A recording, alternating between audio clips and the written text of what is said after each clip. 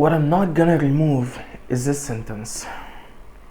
When hardship comes, what if your pain is actually a gift from Allah? But how pain could ever be a gift? Because when something difficult happens, our first thought always be, why Allah is doing this to me? But what if there is a deeper reason behind it? Most people think faith starts when they say, I believe. But the Quran actually teaches us that this is just the start of the journey. A person accepts faith and expect life to become easier. Then the challenge arrive. A loss, a failure, a sickness, a hardship that they never saw coming.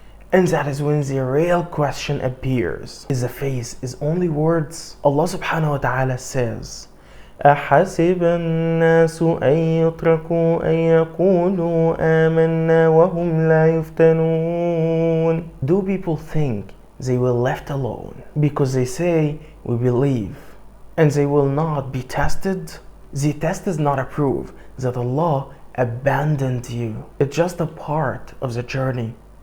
Every believer faces trials before growing in faith. But if a hardship is a sign that Allah dislikes someone, then there is a problem with this idea. Because when we look at the lives of the prophets, we're going to see that is exactly the opposite. The Prophet Ayub alayhi salam lost his health. The Prophet Yusuf alayhi salam was betrayed by his own brothers. The Prophet Musa alayhi salam was forced to flee his home and live as a stranger. And the Prophet Muhammad sallallahu alaihi wasallam lost his father before even he was born, his mother as a child, many of his children's, and faces years of hardships. And this is not ordinary people. They were the most beloved people to Allah. And yes, they were tested, but tested in another level we cannot handle.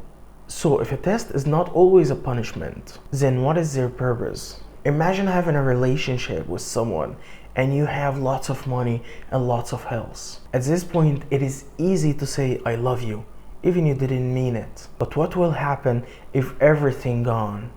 That is when the test exposes the reality.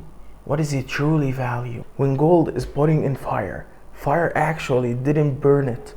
It removes impurities from it. They expose weakness. So now we have to answer the question, where is the gift in the pain? Bismillah. Because pain can give you things that comfort cannot. And you have to remember this really well. When life is easy, it is easy to forget Allah. When hardship comes, always when hardship comes, every one of us raise our hands and say, Ya Rab, Ya Rab, solve it. Ya Rab, solve it. And that is a cool problem actually.